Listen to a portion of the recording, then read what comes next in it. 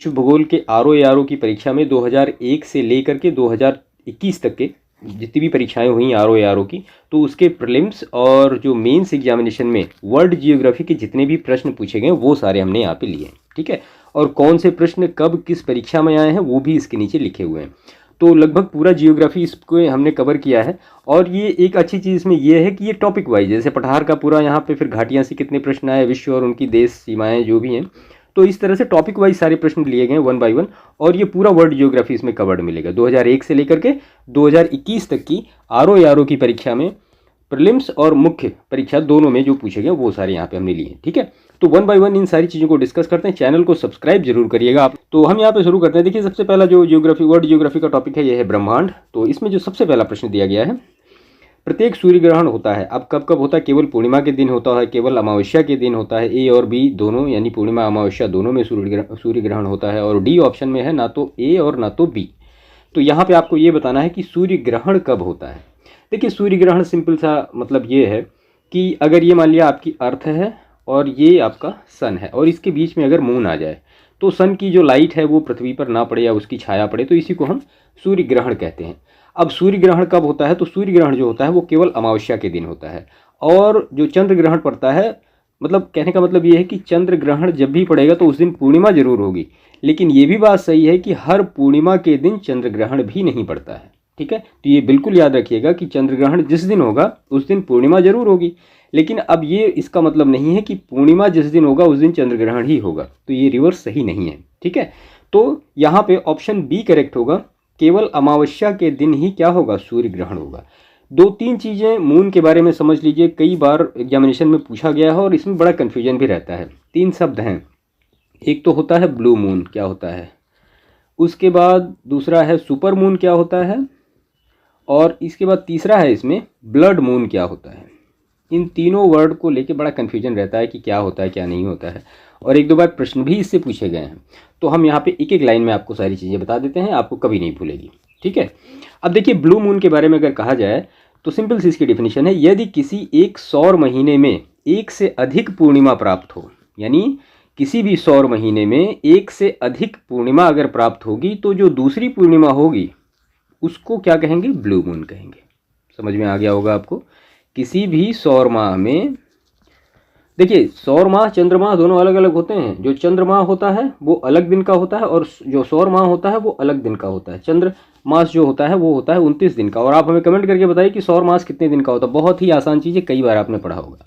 तो blue moon की जो डिफिनीशन है, किसी भी सौर मास में एक से अधिक पूर्णिमा पड़ रही है, तो जो दूसरी पूर्णिमा पड़ेगी उसको हम क्या कहेंगे? Blue moon. क्लियर। देखिए, उसके बाद फिर आता है सुपर मून। सुपर मून क्या होता है कि जब पूर्णिमा के दिन, मैंने अभी आपको बताया कि पूर्णिमा के दिन ही चंद्र ग्रहण पड़ेगा, तो पूर्णिमा के दिन जब पूर्णिमा के दिन चंद्रमा उपभू की स्थिति में आ जाए। देखिए, उपभू होता है और अपभू होता है। उपभू का मतलब चंद्रमा पृथ्वी के बीच की दूरी सबसे कम, और अपभू का मतलब चंद्रमा और पृथ्वी के बीच की दूरी सबसे अधिक। सौर और पृथ्वी के बीच में उसको अपभू, उसको हम कहते हैं उसको हम कहते हैं अपसौर और उपसौर। ये सूर्य के रिस्पेक्ट में बात होती है, और अपभू और उपभू की जब बात होगी तो ये मून के रिस्पेक्ट में बात होगी। तो सुपर मून क्या होता है कि यदि पूर्णिमा के समय चंद्रमा उपभू की स्थिति में आ जाए और अपने सामान्य आकार से क्या होता है 14 से लेकर 17-18% के आसपास बड़ा दिखाई पड़ता है, जिससे चंद्रमा की जो रोशनी है वो 30% के आसपास ज़्यादा पृथ्वी पर प्राप्त होती है, और इसी को हम क्या कहते हैं? Super moon. Clear. Blood moon के बारे में देखते हैं कि पूर्ण चंद्रग्रहण के समय, तो चंद्रग्रहण की समाप्ति के पूर्व चंद्रमा क्या होता है? एक कॉपर रेड की भांति दिखाई देता है, और इसी को हम ब्लड मून कहते हैं। क्लियर। तो ये तीनों चीज़ें आई थिंक क्लियर हो गई होंगी। ये बिल्कुल आप याद रखिएगा, भूलिएगा नहीं, कई बार प्रश्नों में इससे पूछा गया है। तो यहाँ पे पहले क्वेश्चन का जो आंसर था सही, वो ऑप्शन बी होगा, केवल अमावस्या के दिन। क्वेश्चन नंबर 2 है इसमें, भूपर्पटी में बहुतायत से पाया जाने वाला रासायनिक तत्व कौन सा है? तो बहुत ही आसान प्रश्न है, और ये आपको सीधा सीधा एनसीईआरटी में मिल जाएगा फैक्ट के रूप में। तो यहाँ पे ऑक्सीजन मिल जाएगा। तो ऑक्सीजन है, उसके बाद फिर पहले नंबर पे ऑक्सीजन, दूसरे नंबर पे सिलिकॉन, तीसरे नंबर पे एल्यूमिनियम, उसके बाद फिर चौथे नंबर पे लोहा। ये इसका ऑर्डर है, याद रखिएगा। क्वेश्चन नंबर 3 है, टाइटन सबसे बड़ा चंद्रमा या उपग्रह है किसका? तो टाइटन किसका चंद्रमा है या किसका उपग्रह है? तो जो टाइटन है ये शनि का चंद्रमा है या उपग्रह है उसका। शनि के उपग्रह की बात करें तो 84 है, ठीक है, याद रखिएगा। उसके बाद नेक्स्ट है निक्स एवं हाइड्रा चंद्रमा है किसके? तो निक्स और जो हाइड्रा हैं ये चंद्रमा है प्लूटो के। ठीक है, इसके बाद फिर नेक्स्ट टॉपिक है, इसमें पृथ्वी से रिलेटेड कुछ प्रश्न पूछे गए हैं। देखिए प्रश्न जो आते हैं सिंपल आते हैं, ऐसा कुछ नहीं, आपको एनसीईआरटी में मिल जाएंगे। एनसीईआरटी और मैपिंग आप कर लें तो वर्ल्ड ज्योग्राफी में आपकी चीज़ें बहुत आसान हो जाएंगी। निम्नलिखित में से कौन सा एक ग्लोब पर बृहत वृत्त नहीं बनाता है? तो जो ग्लोब पर बृहत वृत्त नहीं बनाता है वो ये उत्तरी अक्षांश तो नहीं होगा, बाकी तीनों होंगे। ठीक है, 60 अंश उत्तरी अक्षांश ये कुछ नहीं होता है, तो ऑप्शन डी यहाँ पे करेक्ट होगा। और इसके बाद फिर इसका दूसरा प्रश्न है, प्रधान यामोत्तर नहीं गुजरती है। तो प्रधान यामोत्तर कहाँ से नहीं गुजरती है? तो अब आपको ये पता होना चाहिए कि प्रधान यामोत्तर जो है वो कहाँ कहाँ से गुजरती है, जिसको स्टैंडर्ड टाइम कहते हैं। तो इसको आप नोट कर लीजिए, पहला है यूके, दूसरा है फ्रांस, तीसरा स्पेन, चौथा अल्जीरिया, नाम लिखते रहिएगा, पांचवा है माली, छठा है बुर्किना फासो, और सातवां है टोगो, आठवां है घाना, और उसके बाद नौवां है अंटार्कटिका, यानी जो साउथ पोल है वो। तो ये 9 जो है देश, इनसे गुजरती है प्रधान यामोत्तर रेखा। अब इसमें से पूछा गया कि नहीं गुजरती, इनको आप नोट कर लीजिएगा। यहाँ पे नाइजर आपको मिल जाएगा जिनसे नहीं गुजरती है, तो ऑप्शन सी यहाँ पे करेक्ट हो जाएगा दूसरे का। पृथ्वी की आयु निर्धारित करने के लिए निम्नलिखित में से कौन सी विधि प्रयोग करते हैं? तो पृथ्वी की आयु निर्धारित करने के लिए कौन सी विधि प्रयोग करते हैं? तो यहाँ पे यूरेनियम डेटिंग विधि है, इससे पृथ्वी की आयु निकाली जाती है। ऑप्शन सी यहाँ पे करेक्ट होगा। ठीक है, अब इसमें फिर ज्वालामुखी आ गया, ज्वालामुखी से कुछ प्रश्न पूछे गए हैं। तो प्रसिद्ध ज्वालामुखी पर्वत क्राकाटोआ निम्नलिखित में से किस देश में स्थित है? बहुत बार ये प्रश्न पूछा गया है। देखिए इसका डिटेल डिस्कशन जहाँ पे आवश्यक हो रहा हम वहीं पे करें, क्योंकि मतलब अधिकतर डिस्कशन हम अपनी वर्ल्ड ज्योग्राफी की जो मैपिंग की सीरीज है उसमें लगभग 18-19 सेशन हमने लिए हैं, वहाँ पे कर चुके हैं। तो मैं आपसे कहूँगा प्लीज़ आप उस सेशन को जरूर देख लीजिए और इसको देख लीजिए, तो आपकी वर्ल्ड ज्योग्राफी की जो समस्या है वो बिल्कुल समाप्त हो जाएगी। प्रश्न जो भी आएंगे आप उसको करने में लगभग पूरी तरीके से सक्षम होंगे, आपको कोई उसमें दिक्कत नहीं आएगी। ठीक है, तो क्राकातोआ ज्वालामुखी कहाँ है? तो सिंपल सा है, क्राकातोआ ज्वालामुखी जो है वो इंडोनेशिया में है। इसके बाद नेक्स्ट है इसमें प्रशांत महासागर में स्थित गैलापागोस द्वीप समूह के संदर्भ में निम्नलिखित में से कौन सा कथन सही है पूछा गया है। ये थोड़ा सा ध्यान दिया करिए, सही है सही नहीं है, क्या पूछ रहा है क्या नहीं पूछ रहा है ना। तो पहला है इसकी उत्पत्ति ज्वालामुखी गतिविधियों द्वारा हुई है। दूसरा, ये दक्षिण अमेरिकी राष्ट्र पेरू का हिस्सा है। तो यहाँ पे ज्वालामुखी गतिविधियों के द्वारा तो हिस्सा मतलब इसकी उत्पत्ति हुई है, लेकिन ये पेरू का भाग नहीं है। किसका भाग है ये इक्वाडोर का हिस्सा है, आपने देखा होगा मैप में हमारे साथ। तो ऑप्शन ए यहाँ पे केवल करेक्ट होगा। इसके बाद नेक्स्ट प्रश्न है, इंडोनेशिया के संदर्भ में निम्नलिखित में से कौन सा कथन सही है? तो पहला है इसमें 15,000 से अधिक द्वीप शामिल हैं, और दूसरा जो इसका कथन दिया गया है इसमें 150 से अधिक सक्रिय ज्वालामुखी हैं। तो यहाँ पे पूछा गया कौन सा कथन सही है, तो ऑप्शन ए जो करेक्ट है, 15,000 से अधिक द्वीप शामिल है, लेकिन यहाँ पे 150 से अधिक सक्रिय ज्वालामुखी नहीं है, वो लगभग 100-110 के आसपास है। ठीक है, तो ऑप्शन ए यहाँ पे करेक्ट होगा। इसके बाद नेक्स्ट प्रश्न है, इसमें महाद्वीप से रिलेटेड प्रश्न पूछे गए हैं। तो इसमें जो पहला प्रश्न दिया गया है, निम्नलिखित में से कौन महाद्वीप क्षेत्रफल के अनुसार सबसे बड़ा है? तो क्षेत्रफल के अनुसार यहाँ पे सबसे बड़ा जो महाद्वीप है आप जानते हैं एशिया सबसे बड़ा महाद्वीप है क्षेत्रफल के अनुसार। तो एशिया तो यहाँ पे है ही नहीं, तो उसके बाद फिर किसका नंबर आता है? तो उसके बाद फिर अफ्रीका का नंबर आता है, तो वो अफ्रीका आ जाता है यहाँ पे। देखिए 7 कॉन्टिनेंट हैं अभी तक, और उसमें सबसे पहला एशिया है, फिर अफ्रीका है, फिर नॉर्थ अमेरिका, फिर साउथ अमेरिका आता है, और फिर अंटार्कटिका आता है, फिर यूरोप आता है, फिर ऑस्ट्रेलिया आता है। तो ये आप जो एक ऑर्डर है इसको याद रखिएगा। तो ऑप्शन बी यहाँ पे करेक्ट होगा। अगर एशिया होता तो एशिया सही होता। इसके बाद विश्व के पर्वत श्रेणियाँ, इससे जो प्रश्न पूछे गए हैं वो हैं वाइट पर्वत कहाँ पाए जाते हैं। कई बार हमने मैप में इसको डिस्कस किया, आपको मैप में दिखाया भी है कि वाइट पर्वत कहाँ पाए जाते हैं। तो ये यूएसए में पाए जाते हैं, वाइट पर्वत है, ग्रीन माउंटेन है, ये सारी चीज़ें। उसके बाद ये 2 सूचियाँ दी गई हैं, आपको इसको अरेंज करना है एक ऑर्डर में। यहाँ पे वो नहीं लिखा गया जो कूट इस तरह से होते हैं, हम आपको यहीं पे दिखाते हैं। आल्पस पर्वत क्या है? तो आल्पस जो है एक वलित पर्वत है। उसके बाद वॉस्जेस क्या है? तो एक भ्रंशोत्स पर्वत है, ये भ है, भ्रंशोत्स पर्वत है। विंध्य क्या है? विंध्य एक अवशिष्ट पर्वत है। और फ्यूजियामा क्या है? एक ज्वालामुखी पर्वत है। ठीक है, इसके बाद नेक्स्ट प्रश्न इसमें है, निम्नलिखित प्रश्नों में से कौन सा इटली में अवस्थित है? निम्नलिखित पर्वतों में से कौन सा इटली में अवस्थित है? एपिनाइन है, पेरिनीज है, दिनारिक आल्पस है, और जूरा है। तो यहाँ पे एपिनाइन पर्वत जो है ये कहाँ स्थित है? ये इटली में स्थित है, बाकी और इटली में स्थित नहीं है। इसके बाद फ्रांस तथा स्पेन के बीच सीमा बनाने वाला पर्वत कौन सा है? तो फ्रांस और फ्रांस और स्पेन के बीच सीमा बनाने वाला पर्वत कौन है? पेरिनीज है। ठीक है, आप मैप देखेंगे तो वहाँ पे सारी चीज़ें मिलेंगी, हमने करा के रखा है ये सब कुछ। इसके बाद ये पठार से रिलेटेड प्रश्न दिया गया है। तिब्बत के पठार की समुद्र तल से औसत ऊंचाई कितनी है? तो समुद्र तल से औसत ऊंचाई कितनी है? तो 5000 मीटर, लगभग 4500 से 5000 मीटर के आसपास है। तो यहाँ पे हम 5 किलोमीटर इसका आंसर सही करते हैं। ऑप्शन डी करेक्ट है, वैसे हमने ये करा के भी रखा है। इसके बाद फिर ये घाटियाँ से प्रश्न पूछा गया है। तो अंधी घाटियाँ पाई जाती हैं, तो अंधी घाटियाँ कहाँ पाई जाती हैं? वो कार्स्ट प्रदेशों में पाई जाती हैं। ऑप्शन ए यहाँ पे करेक्ट होगा।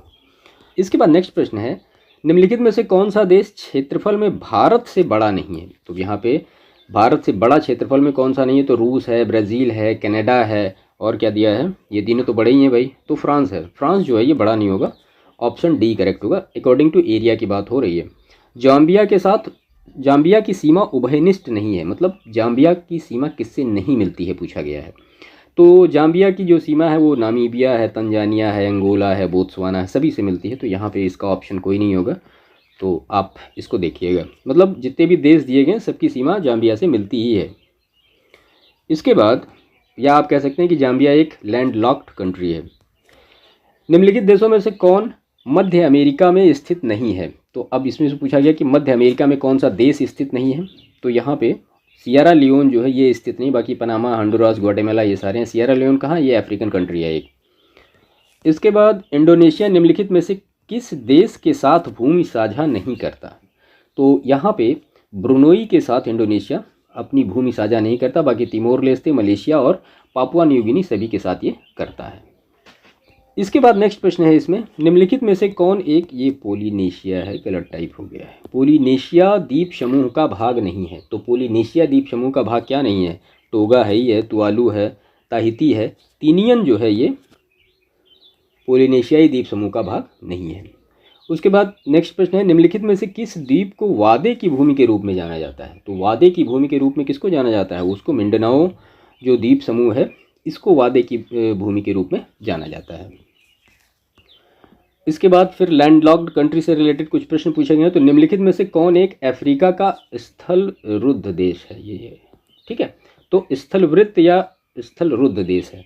तो यहाँ पे है अंगोला, चाड, केनिया और सेनेगल। तो इसमें से कौन सा होगा? तो यहाँ पे चाड जो होगा ये स्थलरुद्ध देश है। इसके बाद नेक्स्ट प्रश्न है इसमें, दक्षिण पूर्व एशिया में निम्न में से स्थल अवरुद्ध देश कौन सा है? कहाँ पे? दक्षिण पूर्व एशिया में कौन कौन से दिए गए हैं इसमें? कंबोडिया है, लाओस है, मलेशिया है और थाईलैंड है। तो यहाँ पे लाओस जो होगा एक स्थलरुद्ध देश होगा। इसके बाद नेक्स्ट प्रश्न है इसमें, निम्नलिखित में से कौन से देश चारों ओर से स्थलों से घिरे हैं? आर्मेनिया है, मोंटीनेग्रो है, बोत्सवाना है और इथोपिया है। देखिए आर्मेनिया, बोत्सवाना एवं इथोपिया चारों ओर से स्थलों से घिरे हैं। आर्मेनिया जॉर्जिया, अजरबैजान, ईरान एवं तुर्की से घिरा है। बोत्सवाना की बात करें तो नामीबिया, जाम्बिया, जिम्बाब्वे, दक्षिण अफ्रीका से घिरा है। और इथोपिया की बात करें तो वो इरिट्रिया, जिबूती, सोमालिया, केन्या, दक्षिणी सूडान और सूडान से घिरा है। तो यहाँ पे जो ऑप्शन दिए गए थे ये इसमें से कोई भी ऐसा नहीं था जो यहाँ पे मिल पाया, बाकी हमने आपको इसको एक्सप्लेन कर दिया कि क्या है। निम्नलिखित में से कौन सा कथन दक्षिणी सूडान के लिए सही नहीं है? सही उत्तर का चयन करना है आपको। तो यह एक स्थलवृत्त देश है, इसकी राजधानी अकोबा में स्थित है, इसका मुख्य नदी जो है वो वाइट नील नदी है, इसका मुख्य धर्म क्या है? इस्लाम है। आपको इसमें से बताना है कौन सा सही है। तो यहाँ पे ये सही है, एक स्थलवृत्त देश है और इसकी मुख्य नदी क्या है? वाइट नील नदी है, यानी ऑप्शन सी यहाँ पे करेक्ट होगा। 1 और 3 करेक्ट है। इसके बाद नेक्स्ट प्रश्न है, निम्नलिखित में से कौन अफ्रीका के पश्चिमी तट पर नहीं स्थित है? तो अफ्रीका के पश्चिमी तट पर बोत्सवाना स्थित नहीं है, बाकी ये तीनों हैं। ठीक है, ऑप्शन बी करेक्ट होगा इसका। इसके बाद फिर पुराना नाम नया नाम दिया गया है देशों का, आपको इसको मैच करना है। तो यहाँ पे ये श्याम का जो नाम है, श्याम ये थाईलैंड का नाम है, इससे मैच हो जाएगा। फार्मोसा जो है वो ताइवान का नाम है। मेसोपोटामिया इराक का नाम था पहले, और वर्मा जो है ये म्यांमार का नाम था। ठीक है, तो इसके अकॉर्डिंग आप इसको मैच कर सकते हैं। उसके बाद फिर देश की राजधानियों एवं नगर से कुछ प्रश्न पूछे गए हैं। तो निम्नलिखित में से कौन एक राष्ट्रीय राजधानी नहीं है? अब राष्ट्रीय राजधानी इसमें से कौन कौन नहीं है? तो यहाँ पे बान राष्ट्रीय राजधानी नहीं है और न्यूयॉर्क जो है ये राष्ट्रीय राजधानी नहीं है। तो ऑप्शन इसके 2 ऑप्शन करेक्ट होंगे, क्योंकि जो न्यूयॉर्क है वो यूएसए की राजधानी क्या है? वाशिंगटन डीसी है, न्यूयॉर्क तो नहीं है। तो बान और न्यूयॉर्क यहाँ पे दोनों ऑप्शन करेक्ट होंगे। नेक्स्ट प्रश्न है इसमें, निम्नलिखित में से कौन से देश बाल्टिक सागर के तट पर स्थित नहीं है? तो बाल्टिक सागर के तट पर स्वीडन और नॉर्वे स्थित नहीं, बाकी ये तीनों ही जो दिए गए हैं वो हैं। इसके बाद नेक्स्ट प्रश्न है इसमें, निम्नलिखित में से कौन से देश मध्य पूर्व का हिस्सा नहीं है? तो मध्य पूर्व का हिस्सा कौन से देश नहीं है? तो देखिए इसमें ऑप्शन दिए गए हैं, Jordan Israel, Lebanon Israel, Syria Lebanon और जॉर्डन तुर्की। तो ये सारे ही देश जो हैं ये मध्य पूर्व में स्थित हैं, तो यहाँ पे इसका कोई ऑप्शन नहीं मिल पाया। निम्नलिखित में से कौन सा देश आर्कटिक वृत्त के दक्षिण में पाया जाता है? तो आर्कटिक वृत्त के दक्षिण में कौन सा देश पाया जाता है? आइसलैंड पाया जाता है। आप मैप में देखेंगे आपको दिखेगा ये पूरा। उसके बाद नगर और नदी के किनारे ये स्थान दिए गए हैं, तो इनको मैच करना है हमें। नहीं, इसमें ये पूछा गया कि कौन सा सुमेलित नहीं है, पूछा गया है, ठीक है। तो यहाँ पे बान राइन नदी, कायरो नील नदी, न्यूयॉर्क हडसन नदी और वियना जो है ये वोल्गा नहीं, ये डैन्यूब नदी के किनारे हैं, ठीक है। इसके बाद फिर ये देश और कैपिटल दिए गए हैं, तो ये प्रश्न पूरा टाइप नहीं हुआ, हम आपको बता देते हैं क्या क्या है। देखिए म्यांमार की राजधानी क्या है? तो म्यांमार की राजधानी यहाँ पे है न्यायपीता, ठीक है। और कंबोडिया की राजधानी क्या है? तो वो नहोम पेन। वियतनाम की राजधानी क्या है? हनोई। और लाओस की राजधानी क्या है? वियंटियन, ठीक है। ये नाम आप याद रखिएगा, प्रश्न पूछे जाते हैं कभी कभी। इसके बाद फिर नेक्स्ट है, निम्नलिखित में से कौन सा ये यहाँ पे दिया गया है सुमेलित नहीं है? तो यहाँ एंटीगुआ और Barbuda, Saint John's, Dominica, Saint Domingo, El Salvador, Saint Salvador और बहामास नसाउ, इसमें से पूछा गया कौन सा सुमेलित नहीं है? तो यहाँ पे डोमिनिका जो है ये सेंट डोमिंगो से रिलेटेड नहीं है। डोमिनिका जो होता है यहाँ की राजधानी है रोसेयू। बाकी एंटीगुआ, बारबुडा, सेंट जॉन्स और डोमिनिक गणराज्य जो है उसका होता है सेंट डोमिंगो। यहाँ का डोमिनिक गणराज्य का जो होगा वो सेंट डोमिंगो, अल सल्वाडोर का सैन सल्वाडोर, बहामास का नसाउ। इसके बाद फिर ये पूछा गया है कि नदी और शहर दिए गए हैं, आपको इसको सही से सुमेलित करना है, ठीक है। तो यहाँ पे सत अल अरब ये बसरा, पराग्वे जो है वो एसेंशियन, नाइजर जो है ये नियामी, डेन्यूब जो है ये वियना, बिल्कुल करेक्टली यहाँ पे मैच है। इसके बाद फिर ये जलमंडल से रिलेटेड कुछ प्रश्न दिए गए हैं।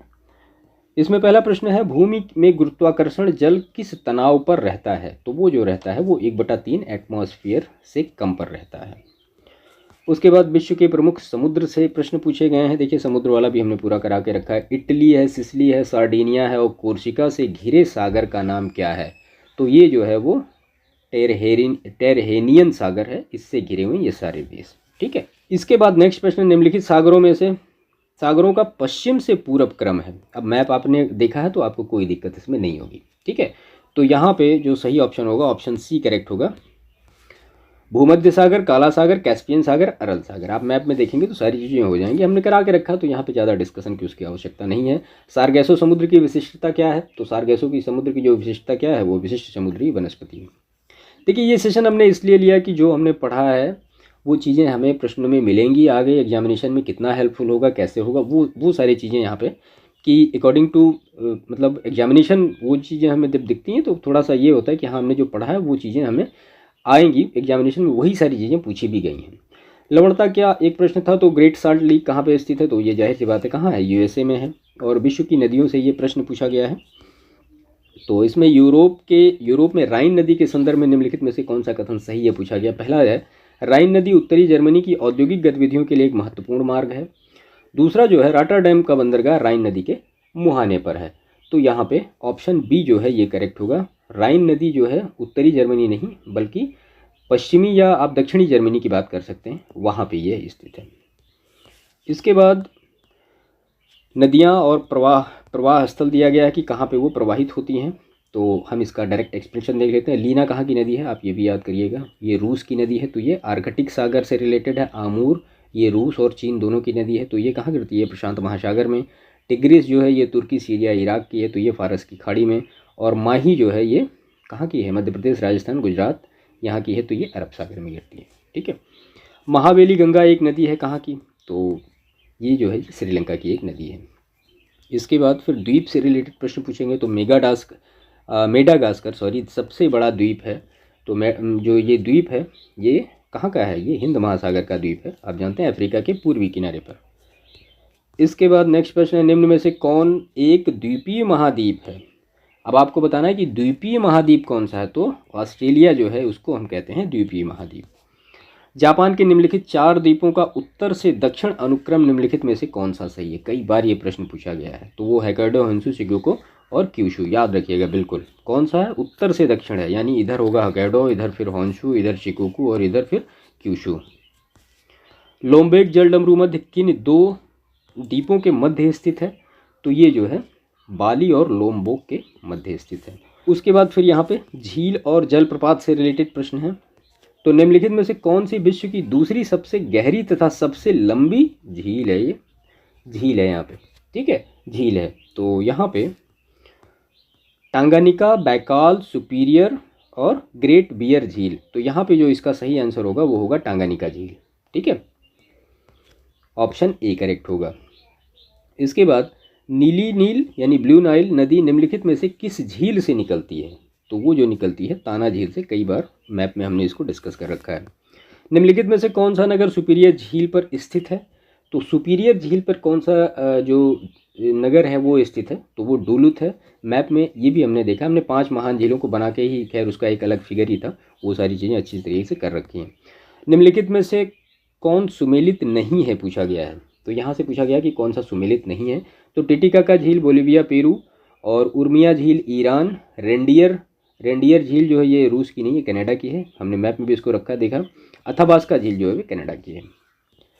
इसके बाद निम्नलिखित में से कौन सुमेलित नहीं है पूछा गया है फिर से। तो Baikal Russian federation, Malawi Africa की है, कैस्पियन सागर जो है एशिया यूरोप का है, टांगानिका जो है ये अफ्रीका की है।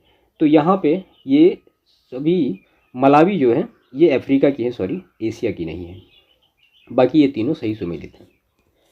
इसके बाद अफ्रीका में विक्टोरिया झील के संदर्भ में निम्नलिखित में से कौन सा कथन सही है? ये झील 4 देशों से घिरी हुई है और यह अफ्रीकी, ये भ्रंश है, यह अफ्रीकी भ्रंश घाटी में स्थित है। तो यहाँ पे ऑप्शन बी केवल करेक्ट होगा, क्योंकि ये झील जो है 4 देशों से नहीं 3 देशों से घिरी हुई। कौन कौन से देश हैं? बिल्कुल नाम याद कर लीजिए। पहला है तंजानिया, युगांडा और केनिया। कौन सी झील? विक्टोरिया झील। इसके बाद बालखस झील निम्नलिखित देशों में से किसमें स्थित है? तो जो बालखस झील है वो कहाँ? कजाकिस्तान में स्थित है। और निम्नलिखित झीलों में से कौन सी एक विश्व धरोहर स्थल है? तो यहाँ पे ये बताना है आपको कि विश्व धरोहर स्थल कौन सी झील है। तो ये क्रोएशिया की प्लिट्विस झील जो है ये विश्व धरोहर स्थल झील है। देखिए आप ये भी देखते रहिएगा कि कब ये प्रश्न पूछा गया है, प्री में पूछा गया, मेंस में पूछा गया, किस ईयर में पूछा गया है। उसके बाद फिर नहरों से रिलेटेड प्रश्न है। सुएज नहर के दोनों सिरों पर स्थित पत्तन युग्म कौन कौन से हैं? तो सुएज नहर के एक तरफ पोर्ट सईद है, एक तरफ पोर्ट सुएज है, ऑप्शन डी करेक्ट होगा यहाँ पे। इसके बाद फिर नदी है और बांध है, तो किस नदी से कौन से बांध रिलेटेड हैं आपको ये बताना है इसमें। देखिए कोलोराडो जो है ये हूबर, और दामोदर जो है ये आप जानते हैं पंचेत हिल, नील जो है ये आसवान बांध है, और जाम्बेजी जो है वो करीबा बांध है। इसके बाद करीबा बांध निर्मित है, तो करीबा बांध किस नदी पर निर्मित है? तो जाहिर सी बात है जाम्बेजी नदी पर निर्मित है। और चक्रवात से कुछ प्रश्न है। निम्नलिखित चक्रवातों में से किसने भारत को प्रभावित नहीं किया? तो इसमें से भारत को प्रभावित किसने नहीं किया? तो नरगिस जो है इसने भारत को प्रभावित नहीं किया है, बल्कि इससे जो सबसे ज़्यादा तबाही हुई कहाँ हुई? वो म्यांमार में हुई है। विली विली है, तो विली विली क्या है? तो विली विली एक उत्तर पश्चिम ऑस्ट्रेलिया का उष्णकटिबंधीय चक्रवात है, कई बार मैच करने के लिए भी आया है इससे। वायुमंडल से कुछ प्रश्न है। वायुमंडल में सबसे अधिक किस गैस का प्रतिशत है? तो जाहिर सी बात है नाइट्रोजन का सबसे ज़्यादा प्रतिशत है 78%, और उसके बाद सेकंड नंबर पर आता है ऑक्सीजन 20% के आसपास। वायुमंडल की लंबवत संरचना में सबसे निचली सतह कौन सी होती है? अब देखिए इसमें पूछा गया कि सबसे निचली सतह कौन सी होती है, तो जाहिर सी बात है सबसे निचली सतह होती है क्षोभ मंडल, ठीक है।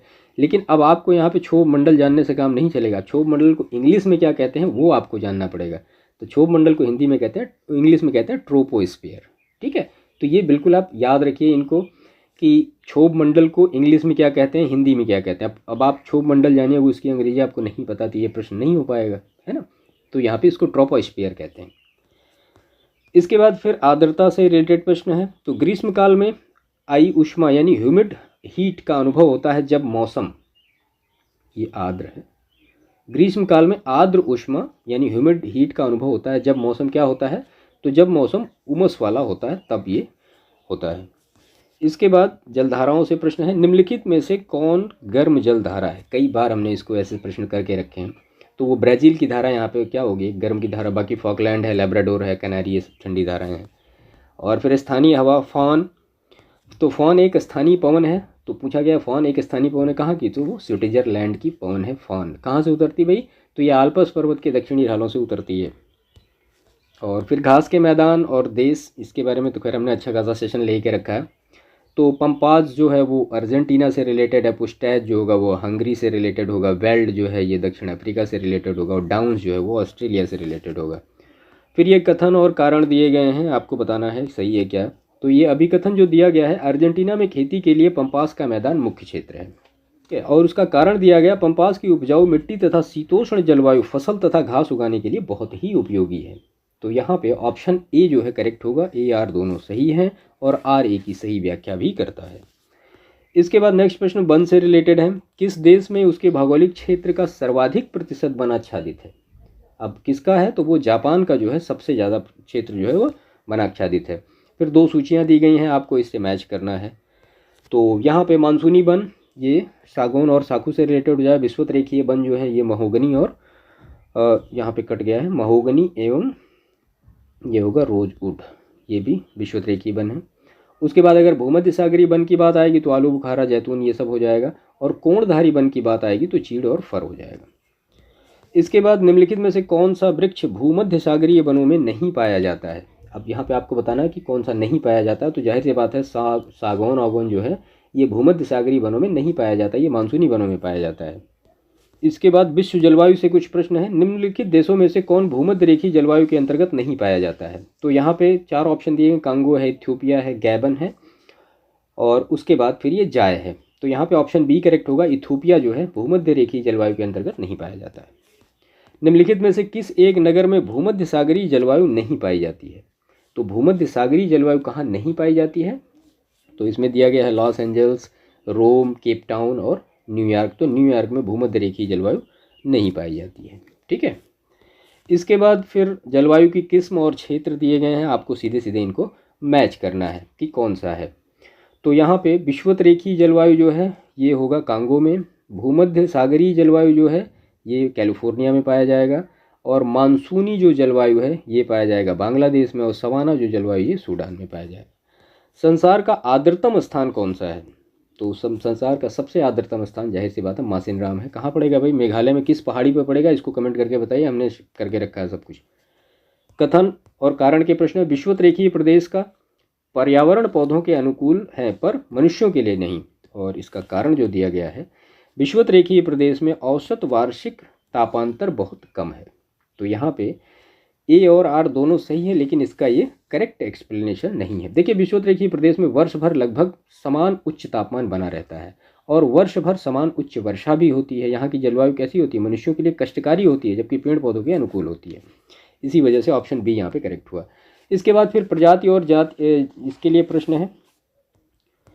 तो खिरगिज मध्य एशिया, मसाई पश्चिमी अफ्रीका, ये मसाई पश्चिमी अफ्रीका से नहीं होते हैं। रेड इंडियंस उत्तरी अमेरिका, एस्किमो जो है वो ग्रीनलैंड। मसाई कहाँ से रिलेटेड है, तो मसाई जो है ये केनिया से रिलेटेड है, अफ्रीका में है जो। इसके बाद फिर निम्नलिखित युगों में से कौन सा एक सही सुमेलित नहीं है पूछा गया है। तो फुलानी पश्चिमी अफ्रीका, और बंटू जो है, बंटू सहारा से रिलेटेड नहीं है, ये पूर्वी मध्य दक्षिण अफ्रीका से रिलेटेड। मसाई पूर्वी अफ्रीका, और नुबा जो है ये सूडान से रिलेटेड है। इसके बाद निम्नलिखित में से कौन सा प्रदेश लैप्स जनजाति के लिए प्रसिद्ध है। तो लैप्स जनजाति के लिए कौन सा प्रदेश प्रसिद्ध है, तो वो स्कैंडिनेविया है। आर्थिक भूगोल से प्रश्न है, निम्नलिखित में से कौन सा एक देश एक गेहूं और चावल दोनों का संसार में सबसे बड़ा उत्पादक है। तो कौन होगा, वो चीन होगा। इसके बाद नेक्स्ट प्रश्न है, विश्व में प्राकृतिक रबर का सबसे बड़ा उत्पादक देश कौन सा है। तो वो कौन है, थाईलैंड है। ऑप्शन डी करेक्ट होगा यहाँ पे। फिर ये फसलें दी गई हैं और क्षेत्र दिए गए कि कहाँ कहाँ से कैसे रिलेटेड है। तो आपको यहाँ पे सही मैच करना है। तो यहाँ पे रबर जो हो जाएगा वो मलेशिया से रिलेटेड हो जाएगा, कहवा जो हो जाएगा वो कोलंबिया से रिलेटेड हो जाएगा, जैतून जो होगा ये इटली से रिलेटेड हो जाएगा, और गन्ना जो है वो मॉरिशस से रिलेटेड हो जाएगा। इसके बाद एक फसली कृषि विशेषता है तो एक फसली कृषि विशेषता कहाँ की है? तो वो व्यापारिक अन्न कृषि की एक फसली में जो है ये कृषि विशेषता है। नील हरित शैवाल निम्नलिखित में से किस एक फसल की पैदावार बढ़ाने के लिए जैव उर्वरक के रूप में प्रयोग में लाया जाता है? तो बहुत ही सिंपल प्रश्न है। धान के लिए कई बार ये प्रश्न आ भी चुका है और आप इसको जानते भी होंगे। निम्नलिखित में से कौन सा एक चाय में नहीं पाया जाता है? तो चाय में क्या नहीं पाया जाता है? तो चाय में मार्फिन नहीं पाया जाता, बाकी 3 कैफीन, टैनिन सब पाया जाता है। विश्व का सर्वाधिक कॉफ़ी उत्पादक देश कौन सा है? तो सर्वाधिक कॉफ़ी उत्पादक देश ब्राज़ील है। इसके बाद मूंगफली मुख्य फसल है किसकी? तो मूंगफली जो है वो गैम्बिया की मुख्य फसल है। इसके बाद नेक्स्ट प्रश्न है इसमें, दुग्ध उत्पादन में किस देश का प्रथम स्थान है? तो किस देश का प्रथम स्थान है दुग्ध उत्पादन में? तो भारत का है। और खनिज से प्रश्न है कुछ, तो रुकवा झील क्षेत्र तंजानिया निम्नलिखित में से किस खनिज के लिए प्रसिद्ध है? तो ये जो प्रसिद्ध है ये कोयला के लिए। इसके बाद निम्न देशों में से कौन विश्व में लौह अयस्क का बृहत्तम उत्पादक है? तो यहाँ पे जो बृहत्तम उत्पादक है वो चीन है। और इसके बाद सही सुमेलित नहीं है पूछा जा रहा, तो देश और लौह अयस्क क्षेत्र दिए गए हैं। तो कजाकिस्तान का कारागंडा, यूक्रेन का क्रिवाय राग, और यहाँ पे फ्रांस के ये दोनों हैं, नॉर्मंडी और पेरेनीज जो है ये दोनों फ्रांस के लौह अयस्क क्षेत्र हैं। इसके बाद निम्नलिखित में से कौन एक सही सुमेलित है? तो इसमें से पूछा गया कि सही सुमेलित कौन सा है? तो लॉरेन ये फ्रांस का है। रूर औद्योगिक प्रदेश कहाँ का? ये जर्मनी का। ये सही है, बाकी तीनों गलत हैं। इसके बाद लौह अयस्क क्षेत्र और उत्पादक क्षेत्र आपको बताने हैं, इसमें से कौन सा सही है? तो लॉरेन जो है ये फ्रांस का है, और ये फ्रांस का है, और मिडलैंड जो है ये यूके का है, हमने बना के आपको दिखाया है। और किरूना जो है ये कहाँ का है? ये स्वीडन का है। और कोस्ताने कहाँ का है? ये कजाकिस्तान का है। उत्तर अमेरिका का सुपीरियर झील का क्षेत्र प्रसिद्ध है किसके लिए? तो लौह अयस्क भंडार के लिए ये प्रसिद्ध है। इसके बाद उत्तरी अमेरिका के बृहत झील प्रदेश में निम्नलिखित में से कौन सा उद्योग सर्वाधिक विकसित है? तो यहाँ पे इस्पात और इंजीनियरिंग उद्योग सर्वाधिक विकसित है। निम्नलिखित में से कहाँ विश्व का सबसे बड़ा प्रमाणिक तेल भंडार स्थित है? तो वो जो है वो वेनेजुएला में। इसके बाद पश्चिम एशिया में सर्वाधिक तेल उत्पादक देश कौन सा है? तो पश्चिमी जो एशिया में सर्वाधिक तेल उत्पादक देश कौन सा है? वो सऊदी अरब है। इसके बाद विश्व में बॉक्साइट का बृहत्तम उत्पादक है, तो जो बॉक्साइट का बृहत्तम उत्पादक है ऑस्ट्रेलिया है। और अफ्रीका में सर्वाधिक तांबा उत्पादक देश कौन सा है? तो अफ्रीका में सर्वाधिक तांबा उत्पादक देश जाम्बिया है। चिक्की कमाटा चिली निम्नलिखित में से किस खनिज के लिए प्रसिद्ध है? तो जो ये है ये तांबे के लिए प्रसिद्ध है। और इसके बाद निम्नलिखित में से कौन रूस के प्रमुख संसाधनों में से नहीं है? तो रूस के प्रमुख संसाधनों में से कौन सा नहीं है? यूरेनियम, बाकी है। निम्नलिखित में से कौन सा देश हीरा का सबसे बड़ा उत्पादक है? तो हीरे का सबसे बड़ा उत्पादक कौन है? रूस। इसके बाद मैक्सिको सबसे बड़ा उत्पादक है किसका? तो वो चांदी का सबसे बड़ा उत्पादक है। यहाँ पे देश और प्रमुख प्राथमिक निर्यात कौन कौन से हैं, तो इसको हम यहाँ पे देख लेते हैं कि कौन सा सही है। तो चाड जो होगा वो पेट्रोलियम, नाइजर जो होगा वो यूरेनियम, रवांडा जो होगा वो कहवा या कॉफ़ी, और बेनिन जो होगा वो कपास से। ठीक है। और नगर और उद्योग से रिलेटेड कुछ प्रश्न दिए गए हैं, इनको हम देख लेते हैं। ये भी मैच करने हैं, केंद्र और उद्योग की बात है यहाँ पे। तो नगोया जो है ये क्या है? ये सूती वस्त्र और ऑटोमोबाइल्स केंद्र है। सलेम क्या है? तो सलेम लौह इस्पात केंद्र है। लॉस एंजल्स क्या है? तो ये हवाई जहाज़ केंद्र है। अबादान क्या है? वो तेल शोधन कारखाना है। निम्नलिखित में से इसमें पूछा गया कि सुमेल नहीं है, इसमें से कौन सा सही सुमेलित नहीं है? तो ऑप्शन सी यहाँ पे सही सुमेलित नहीं। चेलियाब्रिंस्क जो है ये क्या है? ये पोत निर्माण केंद्र नहीं है, धातु और सैन्य मशीनरी उद्योग के लिए रिलेटेड, बाकी सारे सही हैं। इसके बाद पोत निर्माण केंद्र और राज्य पूछे गए हैं कि कौन सा सही है। पूछा गया कि कौन सा सुमेलित नहीं है इसमें, तो ये तीनों सही हैं। कैमडेन जो है ये फ्लोरिडा का राज्य नहीं है, कैमडेन न्यू जर्सी का राज्य है। ठीक है। और निम्न देशों में ऊन का सबसे बड़ा उत्पादक देश कौन सा है? तो ऊन का सबसे बड़ा उत्पादक देश कौन सा है? चीन है। इसके बाद निम्नलिखित ऊनी वस्त्र उत्पादक केंद्रों में से कौन जर्मनी से संबंधित है? तो इसमें से जर्मनी से कौन सा संबंधित? तो ऊपर ताल जो है ये संबंधित है।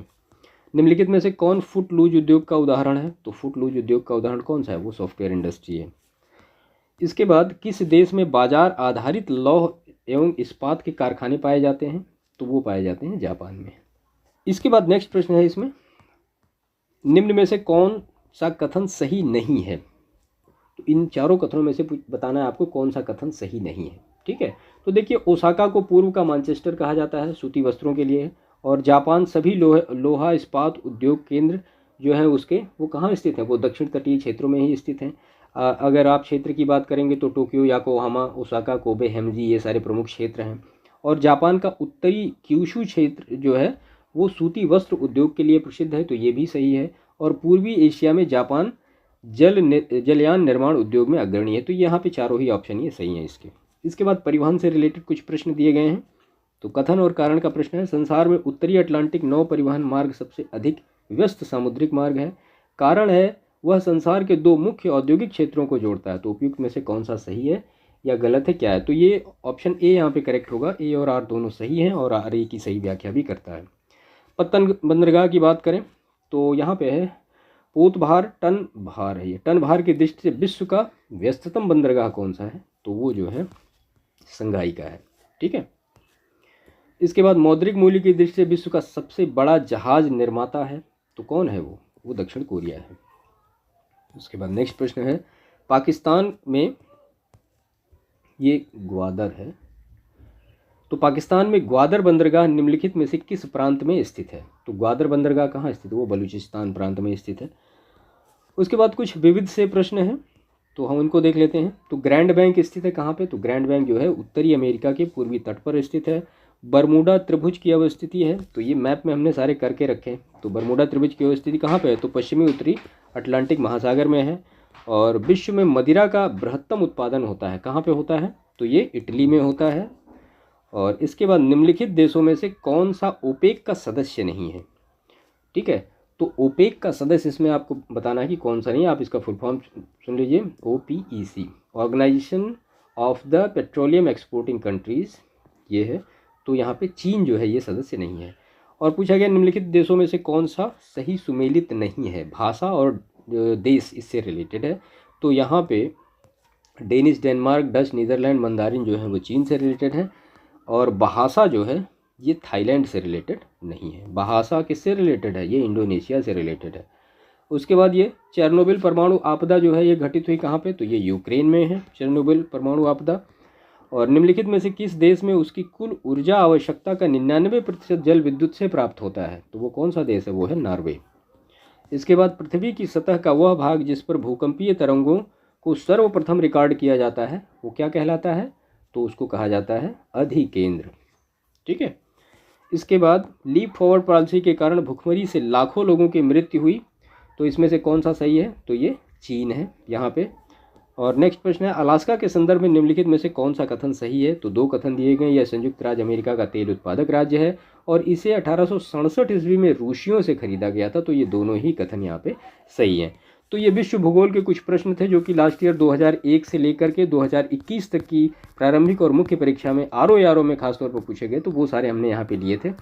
तो जो सेशन हमने करके रखे हैं वर्ल्ड जियोग्राफी के, मैं तो ये कहूँगा आपसे कि आप वो हमारे सेशन 15-18 सेशन आप कर लीजिए और ये पूरा कर लीजिए, तो आपको जियोग्राफी में आगे कोई RO की बात करें या UPPCS की बात करें समस्या आपको नहीं होगी, क्योंकि उसमें हमने लास्ट ईयर के जो प्रश्न कराए हैं अपने सेशन में वो RO और UPPCS सभी के पूरे प्रश्न कंबाइंड है। ठीक है, तो सेशन को समाप्त करते हैं। बाकी चैनल को सब्सक्राइब जरूर करिएगा, बाकी वीडियो को लाइक करिएगा, दूसरों को भी शेयर करिएगा। मिलते हैं नेक्स्ट सेशन में, तब तक के लिए आपका बहुत बहुत धन्यवाद। Thank you.